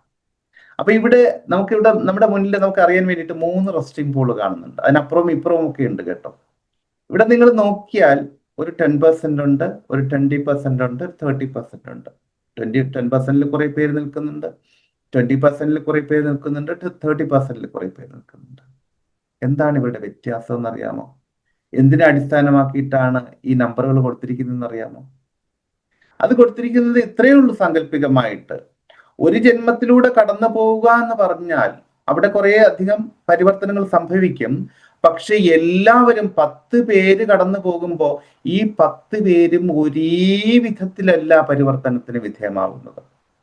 ഫസ്റ്റ് സ്റ്റാൻഡേർഡിൽ നിങ്ങൾ പഠിച്ചപ്പോൾ അല്ലെങ്കിൽ 10th പഠിച്ച സമയത്ത് എല്ലാവരും ഒരേ സിലബസിലൂടെയാണ്, ഏകദേശം ഒരേ സിലബസിലൂടെയാണ് കടന്നു പോയിരിക്കുന്നത്. പക്ഷെ എല്ലാവർക്കും ഒരേ മാർക്കാണോ കിട്ടിയിരിക്കുന്നത്? കൂടുതൽ വാങ്ങിയവർക്കും കുറവ് വാങ്ങിയവരും ഒക്കെ ഉണ്ട്. അതിന് ഗ്രേഡുകൾ നമ്മളിവിടെ തീരുമാനിച്ചു. അതുപോലെ തന്നെ ഇവിടെയും അതാത് ജന്മത്തില് അവരവര് നേടിയ പരിവർത്തനത്തിന്റെ അടിസ്ഥാനത്തിൽ വ്യത്യസ്തങ്ങളായിട്ടുള്ള ഇടങ്ങളിൽ അവരെ എത്തിക്കും, അതാത് ബോധങ്ങളെ എത്തിക്കും. അപ്പൊ ഇവിടെ 10% എന്ന് പറഞ്ഞാൽ കുറെ പരിവർത്തനങ്ങൾ അവർ സംഭവിച്ചിട്ടുണ്ട്. 20% എന്ന് പറഞ്ഞാൽ അവിടെ കുറച്ച് പരിവർത്തനങ്ങൾ സംഭവിച്ചിട്ടുണ്ട്. 30% എന്ന് പറഞ്ഞാൽ കുറച്ചുകൂടി കൂടുതൽ പരിവർത്തനങ്ങൾ സംഭവിച്ചിട്ടുണ്ട്. അത് മതിയോ? മുകളിലെത്തണമെങ്കിൽ എത്ര വേണ്ടി വരും? 100% വേണ്ടി വരും. അപ്പൊ 100% പരിവർത്തനം സംഭവിക്കണമെങ്കിൽ, ഇനിയും കൂടുതൽ പരിവർത്തനങ്ങളിലേക്ക് കടന്നു പോകണമെങ്കിൽ ഇനിയും അനുഭവങ്ങളിലൂടെ അറിവുകൾ ആർജിക്കേണ്ടതുണ്ട്. അതിന് ഇനിയും ജന്മമെടുക്കണം. അപ്പൊ ഇനിയും ജന്മമെടുക്കുമ്പോ മറ്റൊരു കാര്യം കൂടി അവിടെ നിലനിൽക്കുന്നുണ്ട്. എന്താണെന്നറിയാമോ? കഴിഞ്ഞ ജന്മത്തിൽ നമ്മൾ കുറെ വ്യക്തികളോടൊപ്പം ഇടപഴകി, കുറെ സാഹചര്യങ്ങളിൽ ഇടപഴകി. അപ്പൊ അവിടെ കൊടുക്കാനോ വാങ്ങാനോ ഒക്കെ ബാക്കി വെച്ച ചിലതെല്ലാം ഉണ്ട്. നമ്മൾ കഴിഞ്ഞ മാസം ഒരു വ്യക്തിയുടെ കയ്യിൽ നിന്ന് കുറച്ച് പണം കടം വാങ്ങി. അത് ഈ മാസം അല്ലെങ്കിൽ അടുത്ത മാസം കൊടുത്തേ പറ്റൂ, മടക്കി കൊടുക്കണം അല്ലേ? അപ്പൊ ഇവിടെയും അതുപോലെ ഒരു പക്ഷെ കഴിഞ്ഞ ജന്മത്തിൽ നമ്മൾ കൊടുക്കാനോ വാങ്ങാനോ ബാക്കി വെച്ച ചിലതെല്ലാം കൊടുക്കാനും വാങ്ങാനും ഒക്കെ ബാക്കിയുണ്ട്. അപ്പൊ അങ്ങനെയാണെങ്കിൽ ഏകദേശം ആ വ്യക്തികളെ കണ്ടുമുട്ടാൻ കൂടി പറ്റുന്ന സാഹചര്യങ്ങളിൽ, ഇനി അതല്ലെങ്കിൽ വ്യത്യസ്തങ്ങളായിട്ടുള്ള സാഹചര്യങ്ങളിലാണ് ജനിച്ചിരിക്കുന്നത് എങ്കിൽ പോലും ഈ വ്യക്തികളെ, ഈ പറയുന്ന കൊടുക്കൽ വാങ്ങലുകൾ ബാക്കി വെച്ച, അതായത് കർമ്മഫലമായിട്ടുള്ള ബാധ്യതകൾ അവശേഷിപ്പിച്ച വ്യക്തികളെ കണ്ടുമുട്ടാനുള്ള ചില സാധ്യതകൾ കൂടി അവിടെ ഉണ്ടാകേണ്ടിയിരിക്കുന്നു. എന്റെ പോയിന്റ് മനസ്സിലായോ? ഇവിടെ ഒന്ന് നോക്ക്, നമ്മൾ ഇത് ആദ്യം കണ്ടതാണ്. ഈ കളേഴ്സ് ഒക്കെ ഒന്ന് നോക്കി വെച്ചോ, വെറുതെ ഒന്ന് നോക്കി വെച്ചാൽ കാണാതെ പഠിക്കൊന്നും വേണ്ട. ഇവിടെ വന്നപ്പോ അവരെല്ലാം വ്യത്യസ്തങ്ങളായിട്ടുള്ള തലങ്ങളിലുണ്ട് അല്ലെ? ഇവിടെ നീലയുണ്ട്, പച്ചയുണ്ട്, മറ്റൊരു കളറുണ്ട്, ഇവിടെ അതുപോലെ ചുവപ്പുണ്ട്, ഒരു റോസ് കളറുണ്ട്, ഇതൊക്കെ ഉണ്ട്. അപ്പൊ ഇവിടെ നിന്ന് അടുത്ത തലത്തിലേക്ക് പോവുകയാണ്. അപ്പൊ ഇവിടെ നിന്ന് അടുത്ത തലത്തിലേക്ക് പോകുന്നതിന് മുൻപ് ഇവിടെ ഞാൻ ഓൾറെഡി പറഞ്ഞു, ഇവിടെ പ്രപഞ്ചത്തിന്റെ ഭാഗമാണ് എന്ന് പറഞ്ഞു. അപ്പോ ഈ പ്രപഞ്ചത്തിന്റെ ഭാഗമായി നിന്നുകൊണ്ട് ചില കാര്യങ്ങളിൽ തീരുമാനമെടുക്കണം. എന്ത് കാര്യങ്ങളിലൊക്കെയാണെന്ന് അറിയാമോ? എനിക്കിപ്പോ എത്രമാത്രം പരിവർത്തനം സംഭവിച്ചിട്ടുണ്ട്, 1. ഇനി എത്ര പരിവർത്തനം സംഭവിക്കണം, 2. അതിന് ഞാൻ എവിടെ ജനിക്കണം? അതായത് SSLC പരീക്ഷ കഴിഞ്ഞിട്ട് നിങ്ങളുടെ മാർക്ക് ലിസ്റ്റ് കയ്യിൽ കിട്ടുന്ന സമയത്ത് ആലോചിക്കില്ലേ, എനിക്ക് ഓരോ വിഷയത്തിനും എത്ര മാർക്ക് കിട്ടി, ഈ മാർക്ക് വെച്ചിട്ട് എനിക്ക് ഏത് കോഴ്സിന് ചേരാം, ആ കോഴ്സിന് ചേരാൻ ഞാൻ ഏത് കോളേജിൽ അല്ലെങ്കിൽ ഏത് ഇൻസ്റ്റിറ്റ്യൂഷനിൽ ഞാൻ പോകേണ്ടതുണ്ട്, ഏത് സ്ഥലത്ത് പോകേണ്ടതുണ്ട്, നാട്ടിൽ തന്നെ വേണോ, മറ്റൊരു സ്റ്റേറ്റിൽ വേണോ, അല്ലെങ്കിൽ രാജ്യം വിട്ടു പോകണോ, ഇതെല്ലാം നമ്മൾ തീരുമാനിക്കില്ലേ? അതുപോലെ ഈ സാഹചര്യത്തിൽ നിന്നുകൊണ്ട് അതിനൊരു തീരുമാനമെടുക്കാം. അപ്പൊ അവിടെ മറ്റൊരു കാര്യം കൂടിയുണ്ട്. നിങ്ങൾ ഈ പറഞ്ഞ പോലെ SSLC എക്സാം കഴിഞ്ഞ് മാർക്ക് ലിസ്റ്റ് കയ്യിൽ വാങ്ങി വെച്ചിട്ട് ഈ തീരുമാനം എടുക്കുന്ന സമയത്ത് നിങ്ങൾക്ക് ചില കൺഫ്യൂഷൻസ്, ചില ആശയക്കുഴപ്പങ്ങൾ അവിടെ ഉണ്ടായിട്ടുണ്ടാകും. ഈ ആശയക്കുഴപ്പങ്ങളെ പരിഹരിക്കാൻ അന്ന് എന്താ ചെയ്തത്? ഒന്നുകിൽ നമ്മളുടെ സീനിയർ ആയിട്ടുള്ള വ്യക്തികളോട് അല്ലെങ്കിൽ ചില അധ്യാപകരോടൊക്കെ നമ്മൾ ചോദിച്ചു, ഇങ്ങനെയൊക്കെയാണ് കാര്യങ്ങൾ, ഇനി ഞാൻ എന്ത് ചെയ്യണം മാഷേ എന്ന് ചോദിച്ചു. അപ്പൊ അവര് പറഞ്ഞു, ഇതിന് ഇത്ര മാർക്കാണല്ലേ, മാത്സിന് ഇത്ര മാർക്ക് ഉണ്ടല്ലേ, ഫിസിക്സിന് ഇത്ര മാർക്ക് ഉണ്ടല്ലേ, ഇത്ര മാർക്ക് ഉണ്ടല്ലേ, അല്ലെങ്കിൽ ബയോളജിക്ക് ഇത്ര മാർക്ക് ഉണ്ടല്ലേ, അപ്പൊ അങ്ങനെയാണെങ്കിൽ ഇന്ന കോഴ്സ് തിരഞ്ഞെടുക്കുന്നതാണ് നല്ലത്. ആ കോഴ്സ് നിങ്ങളുടെ സ്കിൽ അനുസരിച്ച് അല്ലെങ്കിൽ നിങ്ങൾക്ക് പറ്റിയത് ഇന്ന കോളേജിലാണ് ഏറ്റവും നല്ലത് പറഞ്ഞു. അപ്പൊ നമ്മൾ ചിലപ്പോൾ ചോദിക്കും, മറ്റേ കോളേജ് ആണെങ്കിലോ? അപ്പൊ അദ്ദേഹം പറഞ്ഞു തരും, മറ്റേ കോളേജ് ആണെങ്കിൽ താങ്കൾക്ക് പറ്റില്ല, അവിടെ കുറെ കുട്ടികൾ പഠിക്കുന്നുണ്ടാവും, പക്ഷെ താങ്കൾക്ക് പറ്റില്ല. ചിലപ്പോ ഇടയ്ക്ക് ആസ്മയുടെ പ്രശ്നമുള്ള ആളല്ലേ, അപ്പൊ അവിടുത്തെ ക്ലൈമറ്റ് നിങ്ങൾക്ക് പറ്റില്ല, അല്ലെങ്കിൽ ഇന്ന ഇന്ന കാരണങ്ങൾ കൊണ്ട് പറ്റില്ല, അല്ലെങ്കിൽ മലയാളം മീഡിയം അല്ലേ പഠിച്ചത്, അപ്പൊ അതുകൊണ്ട് മറ്റേടത്ത് പോകുമ്പോൾ നിങ്ങൾക്ക് ബുദ്ധിമുട്ടാകും. ഇങ്ങനെ നമുക്ക് ചില ഗൈഡൻസ് തരും. അതുപോലെ തന്നെ ഈ അവസ്ഥയിൽ നിൽക്കുമ്പോൾ, ഈ ബോധങ്ങൾ എന്നുള്ള ഈ അവസ്ഥയിൽ നിൽക്കുമ്പോൾ, ശരീരമില്ലാത്ത, രൂപമില്ലാത്ത, ഭാവമില്ലാത്ത, ലിംഗഭേദങ്ങളൊന്നുമില്ലാത്ത ഈ അവസ്ഥയിൽ നിൽക്കുന്ന സമയത്ത് നമ്മൾ സഹായിക്കാൻ, നമ്മുടെ തീരുമാനങ്ങളിൽ കുറച്ചുകൂടി വ്യക്തത തരാൻ വേണ്ടിയിട്ട് കുറച്ചുകൂടി എക്സ്പീരിയൻസ്ഡ് ആയിട്ടുള്ള മറ്റ് ചില ബോധതലങ്ങൾ കൂടി സഹായിക്കും. ഈ ബോധതലങ്ങളെ പൊതുവിൽ മാസ്റ്റേഴ്സ് ആൻഡ് ഗൈഡ്സ് എന്നാണ് സാങ്കല്പികമായിട്ട് വിളിക്കുന്നത്. നമുക്ക് അറിയാൻ വേണ്ടിയിട്ട്, നമുക്ക് മനസ്സിലാക്കാൻ വേണ്ടിയിട്ട് മാസ്റ്റേഴ്സ് ആൻഡ് ഗൈഡ്സ് എന്ന് വിളിക്കും. അപ്പൊ സ്വന്തം തീരുമാനങ്ങളും ഈ മാസ്റ്റേഴ്സ് ആൻഡ് ഗൈഡ്സിന്റെ സപ്പോർട്ടും പിന്തുണയും ഒക്കെ വെച്ചുകൊണ്ട് തീരുമാനിക്കും, ഇനി ഞാൻ എവിടെ ജനിക്കണം. അവിടെ കുറച്ച് കാര്യങ്ങൾ പ്ലാൻ ചെയ്തിട്ടാണ് വരുന്നത്. ഏതെല്ലാം അനുഭവങ്ങളിലൂടെ കടന്നു പോകണം, അതിന് എവിടെ ജനിക്കണം, ആരിലൂടെ എല്ലാം കടന്നു പോകണം, ആരെ ഭാര്യ ഓർ ഭർത്താവായി തിരഞ്ഞെടുക്കണം, അല്ലെങ്കിൽ ആരെയെല്ലാം തിരഞ്ഞെടുക്കണം, ആരെയെല്ലാം കുഞ്ഞുങ്ങളായിട്ട് കണ്ടുമുട്ടേണ്ടതുണ്ട്, ആരുടെ മകൻ അല്ലെങ്കിൽ മകളായിട്ട് ജനിക്കണം. കാരണം ഇതെല്ലാം കഴിഞ്ഞ ജന്മത്തിൽ നമ്മൾ ചെയ്തു വെച്ചിരിക്കുന്ന ചില കാര്യങ്ങളുമായിട്ട് ബന്ധപ്പെട്ടിരിക്കുന്നതാണ്. കഴിഞ്ഞ ജന്മത്തിൽ ചിലപ്പോൾ നമ്മുടെ പാരൻസ്, ഇപ്പൊ അച്ഛനെന്ന് പറയുന്ന വ്യക്തിക്ക് കുറച്ച് ബാധ്യതകൾ അവശേഷിപ്പിച്ചിട്ടാണ് നമ്മൾ വന്നിരിക്കുന്നത്. അദ്ദേഹം നമ്മളെ വല്ലാതെ കെയർ ചെയ്തിട്ടുണ്ട്, നമുക്ക് കുറേ കാര്യങ്ങൾ ചെയ്തു തന്നിട്ടുണ്ട്. പക്ഷെ അതുപോലെ അങ്ങോട്ട് ചെയ്തു കൊടുക്കാൻ പറ്റിയിട്ടില്ല. കഴിഞ്ഞ ജന്മത്തിൽ അത് പൂർത്തീകരിക്കാൻ പറ്റില്ല. അപ്പൊ അങ്ങനെയാണെങ്കിൽ ചിലപ്പോ ഈ ജന്മത്തിൽ അല്ലെങ്കിൽ വരുന്ന ജന്മങ്ങളിൽ അദ്ദേഹം നമ്മുടെ മകനോ മകളോ ആയിട്ട് ജനിക്കും. അവിടെ കൊടുക്കാൻ ബാക്കി വെച്ച് നമ്മൾ ഇവിടെ കൊടുക്കേണ്ടി വരും. അല്ലെങ്കിൽ നമ്മുടെ ഒരു അടുത്ത സുഹൃത്തായിട്ട് ജനിക്കും. അപ്പൊ അവിടെ കൊടുക്കാൻ ബാക്കി വെച്ച് നമ്മൾ ഇവിടെ കൊടുക്കേണ്ടതായിട്ട് വരും, കൊടുത്തത് പൂർത്തീകരിക്കേണ്ടതായിട്ട് വരും. അപ്പൊ ഇങ്ങനെ കുറേ തിരഞ്ഞെടുപ്പുകൾക്ക് ശേഷം അടുത്ത ജന്മത്തിലേക്ക് വരും. അടുത്ത ജന്മം എന്ന് പറഞ്ഞാൽ ഏകദേശം ഇങ്ങനെ നോക്കിക്കോളൂ. നമ്മളവിടെ 10 പേരെ കണ്ടു ആദ്യത്തെ ചിത്രത്തിലെ, ഇവിടെ 4 പേരേ ഉള്ളൂ. ബാക്കിയുള്ളവർ മറ്റെവിടെയോ ജനിച്ചിട്ടുണ്ട്, അല്ലെങ്കിൽ ജനിക്കാൻ അവിടെ ബാക്കി നിൽക്കുന്നുണ്ട്. അപ്പൊ ഇവരും വ്യത്യസ്തങ്ങളായിട്ടുള്ള അനുഭവങ്ങളിലൂടെ കടന്നു പോകും. കർമ്മഫലമായിട്ടുണ്ടാകുന്ന ബാധ്യതകളെ, കർമ്മഫലമായിട്ടുണ്ടാകുന്ന കടബാധ്യതകളെ കുറെ പൂർത്തീകരിക്കും, ചിലപ്പോൾ കുറച്ച് ബാക്കി വയ്ക്കും. അപ്പൊ അതിനുശേഷം അടുത്ത ജന്മത്തിലേക്ക് പോകും. അടുത്ത ജന്മത്തിൽ നമുക്ക് ഏകദേശം ഇങ്ങനെ കാണാം. ഇവിടെ നമ്മൾ കണ്ടു, നേരത്തെ ഈ ചുവപ്പ് എവിടെ ഉണ്ടായിരുന്നു നോക്ക്. നേരത്തെ ഈ ചുവപ്പ് 20%ലാണ് ഉണ്ടായിരുന്നത്, ഗ്രീൻ 10%ലാണ് ഉണ്ടായിരുന്നത്. ഇപ്പൊ നോക്ക്, അവർ രണ്ടുപേരും 35%ലുണ്ട്, വേറൊരാൾ 40യിലുണ്ട്, വേറൊരാൾ 50യിലുണ്ട്.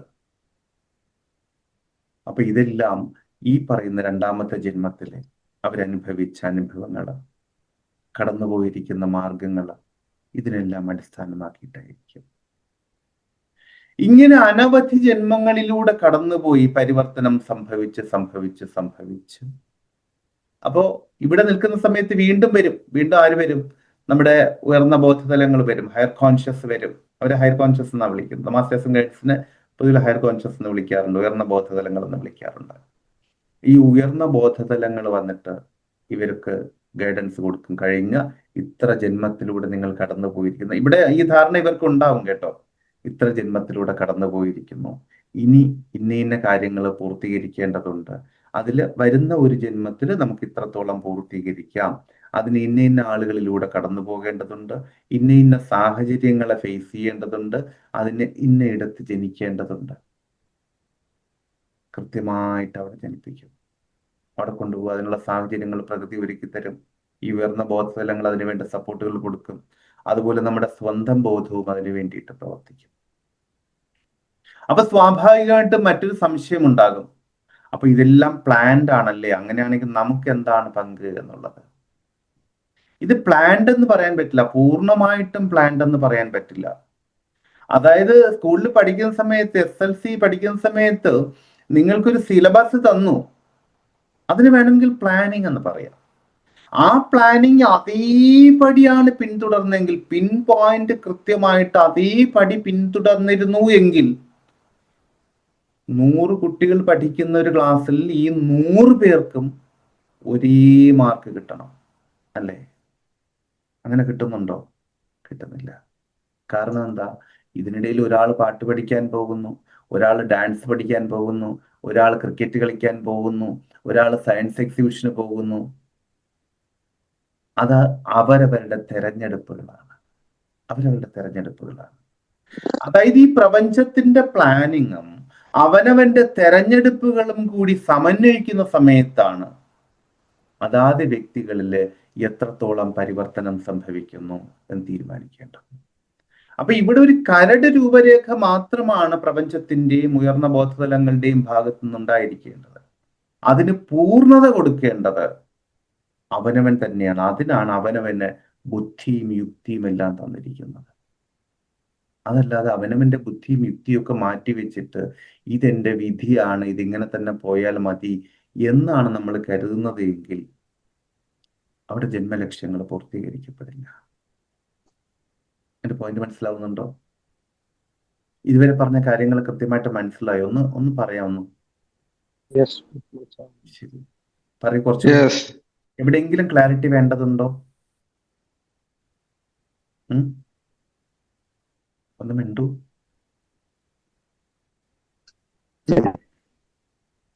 ഓക്കെയാണ്. ശരി. എനിവേ, അപ്പോ അടുത്ത തലത്തിലേക്ക് പോകണം. അപ്പൊ ഈ തലത്തിൽ നിന്നുകൊണ്ട് ക്ലിയർ ആവുന്നില്ല. ജനിക്കണമെന്ന് ആ തീരുമാനം എവിടുന്ന എടുക്കപ്പെടുന്നത്? സോറി, കേട്ടില്ല, ഒന്നുകൂടി പറയാമോ? തീരുമാനം എടുക്കുന്നത് ആരാണ്? എന്ത് തീരുമാനമാണ്? ഏതൊരു ഇപ്പം പറഞ്ഞില്ലേ, നമ്മളിപ്പം അടുത്ത എന്റെ ബാക്കി വെച്ച കാര്യങ്ങൾ അല്ലെങ്കിൽ കഴിഞ്ഞ ജന്മത്തില് ബാക്കി വെച്ചിട്ടുള്ള കാര്യങ്ങള് അത് പൂർത്തീകരിക്കപ്പെടാൻ വേണ്ടിയിട്ട് എനിക്ക് മറ്റൊരു രൂപത്തിൽ അല്ലെങ്കിൽ മറ്റൊരു ജന്മം എടുത്തു വരണം. അതെ അതെ. അതാരാണ് തീരുമാനിക്കുന്നതെന്നാണോ ചോദിക്കുന്നത്? അതെ, അത് ആ തീരുമാനം വരുന്നത്.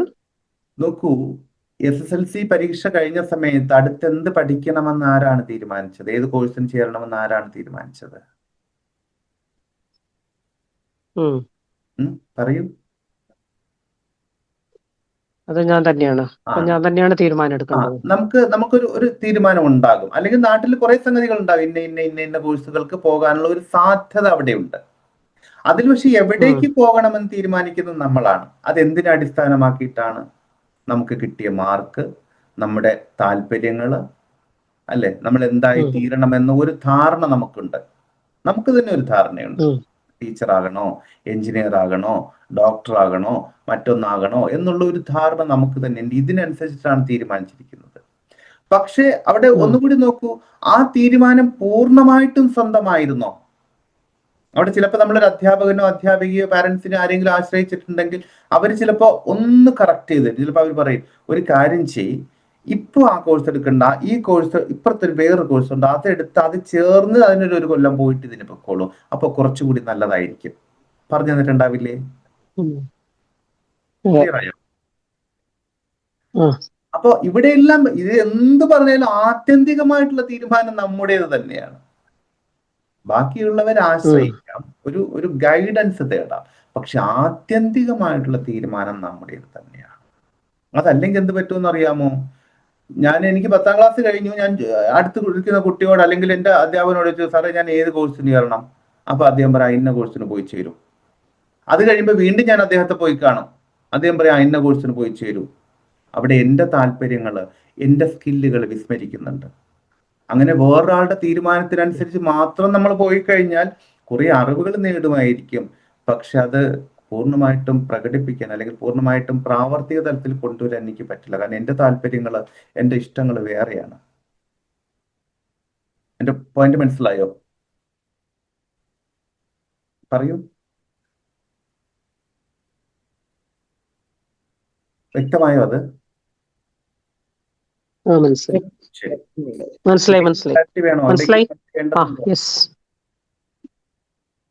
ശരി. അപ്പൊ ഇങ്ങനെ മനസ്സിലായി. Okay, thank you.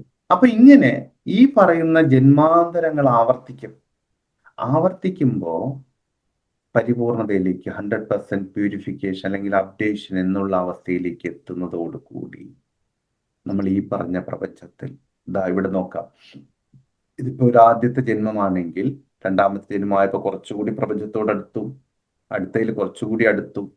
ഈ നടുവിലുള്ള ഈ വയലറ്റ് വട്ടം പ്രപഞ്ചബോധമാണ് എന്ന് കരുതുക. ഈ ചെറിയ ചെറിയ ഓരോ വട്ടംസും നമ്മളാണെന്ന് കരുതുക. അപ്പൊ ഇത് ഒരു വ്യക്തിയുടെ ആദ്യത്തെ മൗസ് പോയിന്റ് കാണുന്നുണ്ടെന്ന് വിചാരിക്കുന്നു. ഇത് ഒരു വ്യക്തിയുടെ ആദ്യത്തെ ജന്മമാണ് എങ്കിൽ പ്രപഞ്ചബോധവുമായിട്ട് ബന്ധപ്പെട്ടിട്ടുണ്ട്. രണ്ടാമത്തെ ജന്മം വന്നപ്പോൾ കൂടുതൽ ബന്ധപ്പെട്ടിട്ടുണ്ട്. അടുത്ത ജന്മത്തിൽ കൂടുതൽ ബന്ധം വന്നു. അങ്ങനെ ഓരോ ജന്മങ്ങൾ കഴിയും തോറും പ്രപഞ്ചവുമായിട്ടുള്ള ബന്ധം വർദ്ധിച്ച് ഏറ്റവും ഒടുവിൽ ഏതൊരു ബോധത്തിൽ നിന്നാണോ നമ്മൾ വന്നിരിക്കുന്നത് അതേ ബോധത്തിൽ ആ ബോധം തന്നെയായിട്ട് വിലയം പ്രാപിക്കുന്ന ഒരു അവസ്ഥ വരും. ഇതിനെ ആകാം മോക്ഷപ്രാപ്തി എന്ന് നമ്മുടെ മതങ്ങളും വിശ്വാസങ്ങളും ഒക്കെ നമ്മളെ പഠിപ്പിച്ചിരിക്കുന്നത്. അപ്പോ ഈ യാത്ര കുറച്ചുകൂടി വേഗത്തിലാക്കണമെങ്കിൽ, കുറച്ചുകൂടി ഫലപ്രദമാക്കണമെങ്കിൽ എന്താ വേണ്ടത്? ശരിയായിട്ടുള്ള അറിവുകൾ നമ്മൾ നേടണം, കൃത്യമായിട്ടുള്ള അറിവുകൾ നേടണം. നേരത്തെ പറഞ്ഞ പോലെ സ്കൂൾ തലങ്ങളിൽ നമ്മൾ പഠിച്ചു വന്നപ്പോൾ തന്നെ ശരിയായിട്ട് പഠിക്കാത്തവർക്ക് എന്ത് പറ്റി? അവർക്ക് അതേ ക്ലാസ്സിൽ തന്നെ വീണ്ടും ഇരിക്കേണ്ടി വന്നു. ഇപ്പൊ 100% പാസ്സാണ്, അതുകൊണ്ട് ഇപ്പൊ അതിന് പ്രസക്തിയില്ല.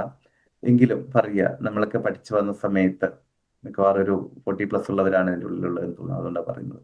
നമ്മളൊക്കെ പഠിച്ചു വന്ന സമയത്ത് ശരിയായിട്ട് പഠിക്കാത്ത വ്യക്തികളെ സംബന്ധിച്ചിടത്തോളം അവർ ഒരേ ക്ലാസ്സിൽ തന്നെ 2-3 വർഷമൊക്കെ ഇരുന്നിട്ടാണ് വന്നിരിക്കുന്നത്. അതേസമയം കൃത്യമായിട്ട് കാര്യങ്ങൾ മനസ്സിലാക്കി ശരിയായ വിധത്തിൽ പഠനം പൂർത്തിയാക്കിയ വ്യക്തികളെ സംബന്ധിച്ചിടത്തോളം ഉചിതമായിട്ടുള്ള സമയത്ത് അവര് പാസ്സാവുകയും ചെയ്തു. അപ്പൊ ഇവിടെയും അത് തന്നെയാണ്. നമ്മൾ വ്യത്യസ്തങ്ങളായിട്ടുള്ള അനുഭവങ്ങളിലൂടെ കടന്നു പോകുമ്പോൾ ഓർത്തോളൂ, ഇത് അറിവുകൾ നേടുന്നതിന് വേണ്ടിയിട്ട് ഉള്ള മാർഗങ്ങളാണ്. ആരാ സ്വീകരിച്ചിരിക്കുന്നത്? ഞാൻ തന്നെയാണ് സ്വീകരിച്ചിരിക്കുന്നത്, ഞാൻ തന്നെയാണ് തിരഞ്ഞെടുത്തിരിക്കുന്നത്. ആ മാർഗത്തിലൂടെയാണ് കടന്നുപോയിക്കൊണ്ടിരിക്കുന്നത്. അപ്പൊ അതിനെ കൃത്യമായിട്ട് ഉപയോഗപ്പെടുത്തിയാൽ, ശരിയായ വിധത്തിൽ ഉപയോഗപ്പെടുത്തിയാൽ എൻ്റെ പരിവർത്തനം വളരെ വേഗം സംഭവിക്കും, ജന്മങ്ങൾ കുറയ്ക്കാം. അതുപോലെ ഈ ജന്മം കുറച്ചുകൂടി ഗംഭീരമായിട്ട് മുന്നോട്ട് കൊണ്ടുപോകാം. വലിയ സങ്കടങ്ങളൊന്നുമില്ലാണ്ട് കുറച്ച് സമാധാനമായിട്ട്. ഈ സമാധാനവും ശാന്തതയും ഒക്കെ സൃഷ്ടിക്കുന്നത് നമ്മൾ തന്നെയാണ്, നമ്മുടെ കാഴ്ചപ്പാടുകൾ തന്നെയാണ്, നമ്മുടെ തിരിച്ചറിവുകൾ തന്നെയാണ്. അപ്പൊ ആ തിരിച്ചറിവുകൾ കുറച്ചുകൂടി ഒന്ന് വിപുലീകരിക്കാമെങ്കിൽ ശാന്തതയും സമാധാനവും എല്ലാം കൂടുതൽ വർദ്ധിക്കും. ആ തിരിച്ചറിവുകൾക്ക് വേണ്ടിയിട്ടാണ് നമ്മൾ ഇതുപോലെയുള്ള കോഴ്സുകളിൽ ജോയിൻ ചെയ്യുന്നത്. ആ യാത്രയെ ഒന്നുകൂടി സുഗമമാക്കാൻ ഈ വിധത്തിലുള്ള അറിവുകൾ പ്രയോജനപ്പെടും. ഇതുവരെ പറഞ്ഞ കാര്യങ്ങളിൽ നിന്ന് കൂടുതൽ എന്തെങ്കിലും അറിയേണ്ടതുണ്ടോ? നമ്മളിപ്പോ അറിയാത്ത ഒരിടത്തേക്ക് നമ്മൾ ചിന്തിക്കാത്ത ഒരിടത്ത് എത്തിപ്പെടണത് അത് എങ്ങനെയായിരിക്കും?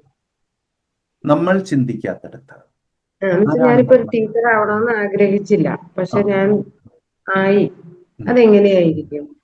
അതിന്റെ കാരണം എന്താന്ന് പറഞ്ഞാൽ, ടീച്ചർ എന്ന് പറയുന്ന ആ ജോലിയിലൂടെ, ഇപ്പൊ മറ്റൊരു ഉദാഹരണം ഞാൻ പറഞ്ഞുതരാം. നമ്മള് പ്ലേ ക്ലാസ്സില് നഴ്സറിയിലൊക്കെ പഠിക്കുന്ന സമയത്ത് നഴ്സറിയിൽ സ്കൂളിൽ പോകണമെന്ന് ആഗ്രഹിച്ചോ അതോ വീട്ടിൽ നിന്ന് കളിക്കാനാണോ ആഗ്രഹിച്ചത്?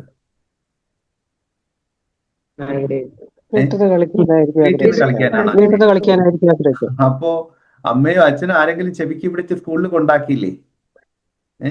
അന്ന് അവരോട് ദേഷ്യം തോന്നിയില്ലേ? എന്തൊരു ദുഷ്ടനാണ് അമ്മ അല്ലെങ്കിൽ അച്ഛനൊന്നും കേട്ടിട്ടില്ല, പറഞ്ഞിട്ടില്ല, മനസ്സെങ്കിലും ചിന്തിച്ചിട്ടില്ലേ? പക്ഷെ ഇന്നങ്ങനെ ചിന്തിക്കുന്നുണ്ടോ? ഇന്ന് ചിന്തിക്കുന്നുണ്ടോ? അമ്മ ദുഷ്ടയായത് കൊണ്ടാണ് എന്നെ നഴ്സറിയിൽ പിടിച്ചുകൊണ്ടാക്കിയതെന്ന് ഇപ്പൊ ചിന്തിക്കുന്നുണ്ടോ? ഇപ്പൊ എന്താ ചിന്തിക്കുന്നത് ആ കാര്യത്തെ കുറിച്ച്? അമ്മ കൃത്യമായിട്ട് അങ്ങനെ ചെയ്തത് കൊണ്ടാണ് എനിക്ക് ഇങ്ങനെ ആവാൻ പറ്റിയത്, ഇല്ലേ? അന്നത്തെ കരച്ചിൽ കണ്ടിട്ട് അമ്മ പറയാണ്, ഇന്ന് എന്റെ മോള് സ്കൂളിൽ പോണ്ട, വീട്ടിൽ തന്നെ നിന്നോ എന്നാണ് അമ്മ വിചാരിച്ചിരുന്നെങ്കിലോ? അവിടെ നമ്മുടെ അറിവുകളുടെ പരിമിതികളെ പ്രപഞ്ചം പല ജീവിതത്തില് അതിജീവിപ്പിച്ചു തരും. നമ്മുടെ അന്നത്തെ അമ്മയുടെ റോള് പ്രപഞ്ചം അല്ലെങ്കിൽ ഈ പറയുന്ന ഉയർന്ന ബോധതലങ്ങൾ ഏറ്റെടുക്കും. അവര് അതാതിനുചിതമായിട്ടുള്ള വ്യക്തികളോടൊപ്പം, ഉചിതമായിട്ടുള്ള സാഹചര്യങ്ങളോടൊപ്പം നമ്മളെ കൊണ്ട് ചേർക്കും. അങ്ങനെയാണ് ടീച്ചറായത്. മനസ്സിലായോ? അതായത് ഈ പറഞ്ഞ പോലെ കുറെ കുഞ്ഞുങ്ങളിലൂടെ കടന്നു പോകേണ്ടതുണ്ട്. കുറെ പേർക്ക് അറിവ് പകർന്നു കൊടുക്കുക എന്നുള്ള ഒരു കർമ്മ അവിടെ പൂർത്തീകരിക്കേണ്ടതുണ്ട്. അതിനാണ് പ്രപഞ്ചമാണ് കൊണ്ട് ചേർത്തത്. ക്ലിയർ ആയോ? ശരി, താങ്ക് യു. മറ്റെന്തെങ്കിലും?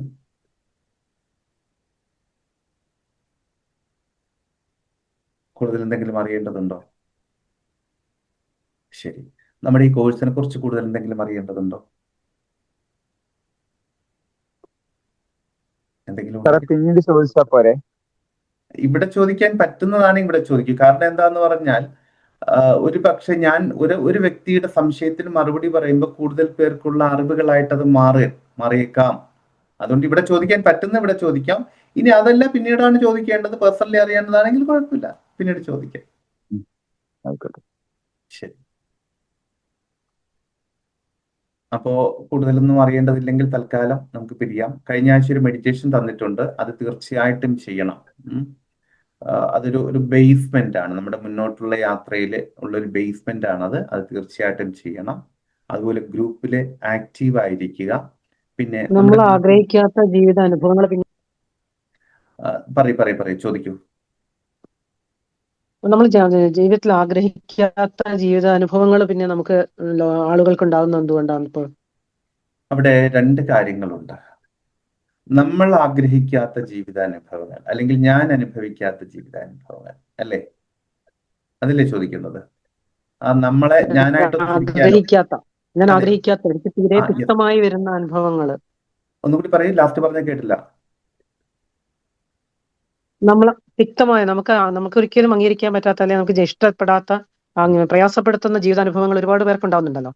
എന്തുകൊണ്ട് അങ്ങനെ ജീവിതത്തിൽ ഉണ്ടായി വരുന്നു എന്നുള്ളതാണ്. രണ്ട് കാര്യങ്ങളുണ്ട് അവിടെ. ചിലർക്ക് ഞങ്ങൾക്ക് അതൊക്കെ വിടാം. ഞാൻ ആഗ്രഹിക്കാത്ത തിക്താനുഭവങ്ങൾ അല്ലെങ്കിൽ ജീവിതാനുഭവങ്ങൾ എനിക്ക് എന്തുകൊണ്ടുണ്ടാകുന്നു?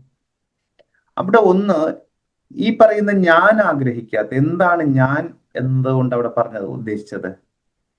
ഞാൻ ആഗ്രഹിക്കാത്ത, അല്ലേ?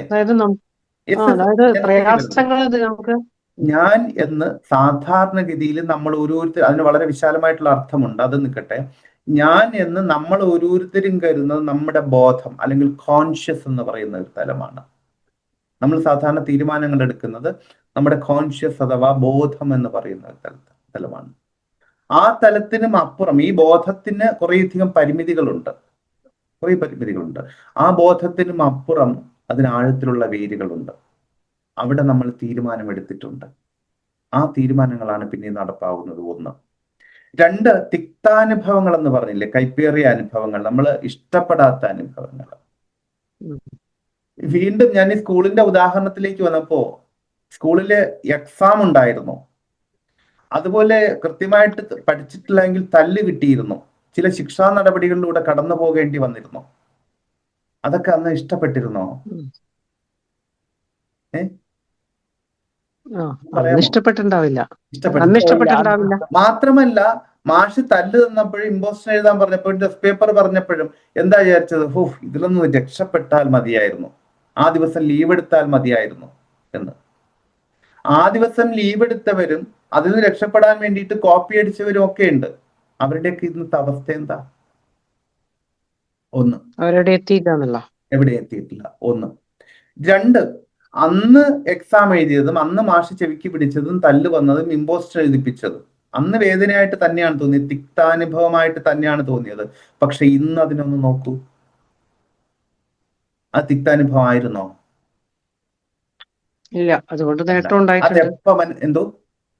അതുകൊണ്ട് നേട്ടം ഉണ്ടായിട്ടുണ്ട്. യെസ്, ആ നേട്ടമാണ് ഉണ്ടായിരുന്നത്. എപ്പോഴാ മനസ്സിലായത്? ഒരുപാട് കാലം വൈകിട്ടാണ് അത് മനസ്സിലായത്. ആ കാലം എങ്ങനെയാണ് മനസ്സിലാക്കി തന്നത്? നമുക്ക് തിരിച്ചറിയാനുള്ള ഒരു അവസ്ഥയിൽ കൊണ്ട് നിർത്തി, അറിവുകൾ തന്നുകൊണ്ട് തിരിച്ചറിയാനുള്ള ഒരു അവസ്ഥയിൽ കൊണ്ടുവന്ന് നിർത്തി, അല്ലേ? അപ്പോഴാണ് മനസ്സിലാക്കിയത് അത് തിക്താനുഭവം അല്ലായിരുന്നു, അതിലൂടെ ഞാൻ എന്താണ് നേടിയത് എന്നുള്ളത്. റൈറ്റ്? അതുപോലെ തന്നെയാണ് ജീവിതത്തിലെ തിക്തം എന്ന് പറഞ്ഞിട്ടൊന്നുമില്ല. അത് നമ്മുടെ ഒരു ചെറിയ കാഴ്ചപ്പാടിൽ നിന്ന് നോക്കുമ്പോൾ, ഒരു ചെറിയ വീക്ഷണകോണിൽ നിന്ന് നോക്കുമ്പോഴാണ് തിക്തമെന്ന വേദന എന്നൊക്കെ തോന്നുന്നത്. അനുഭവം എന്നേ ഉള്ളൂ. അത് നമ്മളെ ആത്യന്തികമായിട്ട് അറിവുകളിലേക്ക് തന്നെയാണ് നയിക്കുന്നത്, അറിവുകളിലേക്ക് മാത്രമേ നയിക്കുന്നുള്ളൂ. ഉഷ മാഡം അല്ലേ ടീച്ചറാന്ന് പറഞ്ഞത്? ശരി. പണ്ട് കുഞ്ഞായിരുന്ന സമയത്ത്, പഠിക്കുന്ന സമയത്ത് ഈ പറയുന്ന മാതിരി കോപ്പി എഴുതുന്നതും പിന്നെ തല്ല് കിട്ടുന്നതും ഇമ്പോസിഷൻ എഴുതുന്നതും എക്സാമിനെയും ഒക്കെ ഇഷ്ടപ്പെട്ടിരുന്നോ? ഇല്ല സാറ് ഈ പറഞ്ഞതുപോലെ ഞാൻ സാൻസ്ക്രിറ്റ് ടീച്ചറാണ്. പക്ഷെ എനിക്ക് ഒട്ടും ഇഷ്ടം ഉണ്ടായിരുന്നില്ല അത് പഠിക്കാനായിട്ട്. അവിടെ പക്ഷെ ഞാൻ ഒരു കോളേജിൽ ചേരാതെ ഇരുന്നിട്ട് പിറ്റേ ദിവസം നടന്നു പോയി ചേർന്നിട്ടാണ് ഈ വിഷയം പഠിച്ചത്. എന്നിട്ട് ഇപ്പോഴാണ് എനിക്ക് ജോലി കിട്ടിയത്. ഇത്രയും വർഷം കഴിഞ്ഞിട്ടും ഇപ്പോഴാണ് ജോലി കിട്ടിയത്. അപ്പൊ എന്റെ നിയോഗമാണെന്ന് എനിക്കൊരു തിരിച്ചറിവ് വന്നത് അതാണ്. എക്സാക്ട്ലി അത് തന്നെയാണ് അവിടെ സംഭവിക്കുന്നത്. അപ്പൊ ഞാൻ പറഞ്ഞു വന്നത്, അന്ന് ഇമ്പോസിഷൻ എഴുതിയതും ടെസ്റ്റ് പേപ്പറും ഒന്നും ഇഷ്ടപ്പെട്ടില്ല. ഇന്ന് പക്ഷെ കുട്ടികളോട് ചെയ്യുന്നത് അതൊക്കെ തന്നെയല്ലേ? അതോ എനിക്കന്ന് ഭയങ്കര വേദനയായി, അതുകൊണ്ട് എന്റെ കുട്ടികൾ അതൊന്നും അനുഭവിക്കേണ്ട, അതുകൊണ്ട് മക്കളെ നിങ്ങൾക്ക് ടെസ്റ്റ് പേപ്പറും സംഭവങ്ങളും ഒന്നും വേണ്ട, നിങ്ങൾ തോന്നും പോലെ നടന്നോളൂ എന്ന് പറയുന്നുണ്ടോ? ഇത് തന്നെയാണ് ജീവിതത്തിൽ പലപ്പോഴും സംഭവിക്കുന്നത്. അനുഭവങ്ങൾ മാത്രമേ ഉള്ളൂ. അതിനെ കൈപ്പേറിയതാക്കണോ മധുരമുള്ളതാക്കണോ എന്ന് തീരുമാനിക്കുന്നത് നമ്മുടെ ചിന്താഗതികൾ മാത്രമാണ്. അത്രയേ ഉള്ളൂ. മഴ ഇങ്ങനെ പെയ്യും, നല്ല മഴയാവണോ മോശം മഴയാവണോ എന്ന് നമുക്ക് തീരുമാനിക്കാം. സാർ അതേപോലെ തന്നെ നമുക്ക് സ്പിരിച്വലി കണക്റ്റഡ് വരുന്നതിന്റെ കാരണം ഇത് തന്നെയാണ്. സ്പിരിച്വലി നമ്മള് ഇപ്പൊ ചില മൂർത്തികളുമായിട്ടുള്ള ചില ഈശ്വര ശക്തികളുമായിട്ട് നന്നായിട്ട് അടുപ്പം വരുന്നതിന്റെ കാരണം ഇത് തന്നെയാണ്, നിയോഗങ്ങൾ തന്നെയാണ്. തീർച്ചയായിട്ടും അത് അവിടെ നമുക്കൊരു പരിവർത്തനത്തിനുള്ള ഒരു പാകത നമുക്ക് വന്നു കഴിഞ്ഞാൽ അതിനനുകൂലമായിട്ടുള്ള വ്യക്തികളിലേക്കും സാഹചര്യങ്ങളിലേക്കും എല്ലാം നമ്മൾ എത്തപ്പെടും. ഇതാണ് സംഭവിക്കുന്നത്. ഓക്കെ. ഏണിമ്പാമ്പും കളിക്കിടയിൽ ചില കോണികളൊക്കെ ഇല്ലേ, അതുപോലെ ചില വ്യക്തികളും സാഹചര്യങ്ങളും ഒക്കെ നമ്മളിലേക്ക് വന്നെത്തും. വേറെ ഡൗട്ട് ഉണ്ട് സാറേ. അറിയൂ.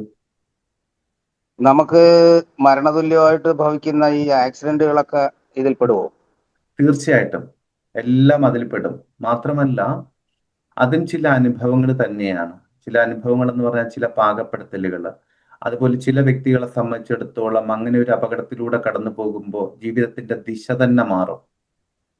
അതുവരെ മറ്റൊരു വിധത്തിലായിരിക്കും അവർ ജീവിച്ചിരുന്നത്.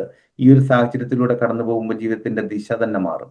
അങ്ങനെ വരുമ്പോൾ ഒരു പക്ഷേ വ്യത്യസ്തങ്ങളായിട്ടുള്ള 2 ജന്മങ്ങളിലൂടെ അനുഭവിക്കേണ്ട കാര്യം ഈ ഒരൊറ്റ ജന്മത്തിൽ നമുക്ക് കിട്ടും. എന്റെ പോയിന്റ് മനസ്സിലായോ? മനസ്സിലായി. ശരി. അതിനു വേണ്ടിയിട്ട് പല സംഗതികളും ഉണ്ടാകും. ചിലപ്പോൾ അത് നമ്മൾ അപകടത്തിലൂടെ കടന്നു പോകുന്നത് തന്നെ ആയിക്കൊള്ളണമെന്നില്ല. നമ്മുടെ ജീവിതത്തിൽ ഒരു പ്രിയപ്പെട്ടതെന്ന് നമ്മൾ കരുതുന്ന ഒരാളുടെ ഒരു പ്രത്യേക വിധത്തിലുള്ള പെരുമാറ്റമോ അല്ലെങ്കിൽ അയാളുടെ തന്നെ വേർപാടോ ഒക്കെ നമ്മളെ സ്വാധീനിക്കും. അവിടുത്തെ നേരത്തെ കർമ്മഫലമൊക്കെ അതിൽ വരത്തില്ല, എല്ലാം അതിൽ വരും. ഇതെല്ലാം കൂടി ചേർന്നതാണ്. അതാണ് പ്രപഞ്ച നിയമങ്ങൾ ഒത്തിരി ഉണ്ട് എന്ന് പറഞ്ഞത്. അതുപോലെ ഈ കർമ്മഫലങ്ങള്, അതുപോലെ നമ്മുടെ പൂർവജന്മാർജിതമായിട്ടുള്ള അറിവുകള്, കഴിവുകള്, പിന്തുടർച്ച, അവിടെ ബാക്കി വെച്ചു പോകുന്ന കാര്യങ്ങള്, ഇതെല്ലാം വരും. അതുപോലെ പ്രപഞ്ചത്തിന്റെ തിരഞ്ഞെടുപ്പുകള്, ഇതെല്ലാം വരും. ഇപ്പൊ സ്കൂൾ കാലഘട്ടം തന്നെ എടുത്തിട്ടുണ്ടെങ്കിൽ അധ്യാപകൻ ചില കാര്യങ്ങൾ ചില പ്രത്യേക കുട്ടികളെ ഏൽപ്പിച്ചു കൊടുക്കാറില്ലേ? അതെന്തുകൊണ്ടാ? അവരതിന് യോഗ്യതയുള്ളവരാണെന്ന് അധ്യാപകൻ തിരിച്ചറിയുന്നത് കൊണ്ടാണ്. ചിലപ്പോൾ നോട്ട് വായിച്ചു കൊടുക്കാൻ വേണ്ടി, ടീച്ചർ അല്ലാത്ത സമയത്ത് നോട്ട് വായിച്ചു കൊടുക്കാൻ വേണ്ടിയിട്ട് ഒരു കുട്ടിയായിരിക്കും ഏർപ്പെടുത്തുക. എന്തുകൊണ്ട് ആ കുട്ടിയെ തന്നെ ഏർപ്പെടുത്തി? ആ കുട്ടിയാണ് അതിന് ഏറ്റവും യോഗ്യതയുള്ളത്. അത് തിരിച്ചറിയുന്നത് കൊണ്ടാണ്. അതുപോലെ നമ്മുടെ യോഗ്യതകൾക്കനുസരിച്ച് പ്രപഞ്ചം ചില നിയോഗങ്ങൾ നമ്മളിൽ ഏൽപ്പിക്കും. ആ നിയോഗങ്ങൾ മഹത്തരമാകണമെങ്കിൽ നമ്മൾ മഹത്തരമാകേണ്ടതുണ്ട്. അതാണ്. Thank you sir. Thank you. മറ്റെന്തെങ്കിലും?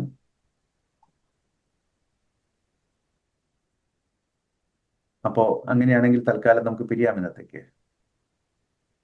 ഗ്രൂപ്പിൽ എല്ലാവരും ആക്റ്റീവ് ആയിരിക്കുക. അതുപോലെ നമ്മുടെ ഗ്രൂപ്പിന്റെ മറ്റൊരു പ്രത്യേകത എന്ന് പറഞ്ഞാൽ അതാ ദിവസം നിങ്ങൾക്ക് ഇന്നത്തെ ദിവസം കിട്ടിയ കുറച്ച് നല്ല അനുഭവങ്ങൾ, അതെന്തുമായിക്കോട്ടെ. ചിലപ്പോൾ ബസ്സിലിരിക്കാൻ ഒരാൾ സീറ്റ് തന്നതായിരിക്കാം, ഇനി ഒരാൾ സീറ്റ് തന്നതല്ല, നിങ്ങൾക്കൊരു സീറ്റ് കിട്ടിയതായിരിക്കാം. അതുപോലെ ജീവിതത്തിൽ ഉണ്ടാകുന്ന നല്ല അനുഭവം, അതാത് ദിവസങ്ങളിൽ ഉണ്ടാകുന്ന നല്ല അനുഭവങ്ങൾ ഒരു ഗ്രാറ്റിറ്റ്യൂഡ് ജേർണലായിട്ട് അതാത് ദിവസം നമ്മുടെ ഗ്രൂപ്പിൽ ഒന്ന് എഴുതിയിടുക.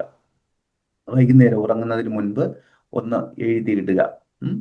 അത് ഗ്രാറ്റിറ്റ്യൂഡ് ജേണൽ എന്നാണ് അതിന് പറയുക. അത് നമ്മുടെ ഗ്രൂപ്പിന്റെ ഒരു കീഴ്വഴക്കമാണ്. നിങ്ങളുടെ സീനിയേഴ്സ് ഒക്കെ അത് ചെയ്യാറുണ്ട്. അവിടെ മാതൃകകൾ നിങ്ങൾക്ക് കിട്ടും. അപ്പോൾ എഴുതിയിടുക. അതുപോലെ തന്നെ ഓരോ ദിവസവും രാവിലെ തുടങ്ങുമ്പോൾ കഴിയുമെങ്കിൽ എന്തെങ്കിലും ഒരു നന്ദി പറഞ്ഞുകൊണ്ട്, നന്ദി പറഞ്ഞുകൊണ്ട് മീൻസ് ഒന്ന് എഴുതിയിട്ടുകൊണ്ട്, വോയിസ് നോട്ടുകളല്ല, ഒന്ന് എഴുതിയിട്ടുകൊണ്ട് അന്നത്തെ ദിവസം തുടങ്ങുക. അതിനുള്ള മാതൃകകൾ നിങ്ങൾക്ക് ഗ്രൂപ്പിൽ കിട്ടും കേട്ടോ. ഇത്രയും കാര്യങ്ങൾ ഒന്ന് ചെയ്തിരിക്കുക. ബാക്കി മാർഗനിർദ്ദേശങ്ങൾ നമുക്ക് ഗ്രൂപ്പിൽ തരാം. പിന്നെ ഈ വീഡിയോയുടെ റെക്കോർഡിങ് നമ്മൾ യൂട്യൂബിൽ പ്രൈവറ്റ് വീഡിയോ ആയിട്ട് അപ്ലോഡ് ചെയ്തിട്ട് അതിന്റെ ലിങ്ക് ഗ്രൂപ്പിൽ ഷെയർ ചെയ്യുകയാണ് ചെയ്യുന്നത്. അപ്പോൾ അതൊന്ന് കാണുക. പിന്നെ മറ്റൊരു കാര്യം എല്ലാവരോടും പറയാനുള്ളത്, അഥവാ ഈ ലൈവ് വെബിനാറിൽ പങ്കെടുത്തിട്ടില്ലെങ്കിലും റെക്കോർഡിംഗ് കിട്ടുമല്ലോ എന്ന് കരുതി ആരും ലൈവിൽ പങ്കെടുക്കാതിരിക്കരുത്. കാരണം 2 കാരണങ്ങളുണ്ട്. ഒന്ന്, ലൈവിൽ പങ്കെടുക്കുമ്പോൾ നിങ്ങൾക്ക് സംശയങ്ങൾ ചോദിക്കാം, മനസ്സിലാക്കാം. 2, നമ്മൾ ലോകത്തിന്റെ വ്യത്യസ്തങ്ങളായിട്ടുള്ള ഇടങ്ങളിലാണ് ഇരിക്കുന്നതെങ്കിൽ പോലും നമ്മൾ കണക്റ്റഡ് ആണ്. ഈ സമയത്ത് നമ്മൾ എല്ലാവരും കണക്റ്റഡ് ആണ്. അതുകൊണ്ട് അറിയാതെ തന്നെ പല പരിവർത്തനങ്ങളും നമ്മളിൽ എല്ലാവരിലും സംഭവിക്കും. എന്തൊക്കെയാണെന്ന് പോകുന്ന വഴിക്ക് പറയാം. 3, ഒരു പക്ഷേ ടെക്നിക്കൽ ആയിട്ടുള്ള എന്തെങ്കിലും ഇഷ്യൂ ഉണ്ടെങ്കിൽ റെക്കോർഡിംഗ് കിട്ടി എന്ന് വരില്ല. പിന്നെ അതിന് പരാതി പറഞ്ഞിട്ട് കാര്യമില്ല, ആരോടും പറയാൻ പറ്റില്ല. എന്തെങ്കിലും കാരണം കൊണ്ട് റെക്കോർഡിംഗ് കിട്ടിയിട്ടില്ല, അല്ലെങ്കിൽ അതിലൊരു ഫെയിലിയർ ഉണ്ടായി കഴിഞ്ഞാൽ ആ ദിവസത്തെ ക്ലാസ് പങ്കെടുക്കാത്തവർ മിസ്സായി പോവും. അതുകൊണ്ട് കഴിയുന്നിടത്തോളം ലൈവ് ക്ലാസ്സിൽ തന്നെ പങ്കെടുക്കുക. ഓക്കെ. അപ്പോൾ ഇത്രയും സമയം വളരെ ക്ഷമയോടുകൂടി കേട്ടിരുന്ന എല്ലാവർക്കും ഹൃദയത്തിന്റെ ഭാഷയിൽ നന്ദി പറഞ്ഞുകൊണ്ട് മറ്റൊരു രീതിയിൽ വീണ്ടും കണ്ടുമുട്ടാമെന്ന ശുഭപ്രതീക്ഷയോടുകൂടി തൽക്കാലം ഇവിടെ പറഞ്ഞു പിരിയുന്നു. സ്നേഹപൂർവ്വം, Ashok Narayan. Thank you. Thank you sir. Thank you.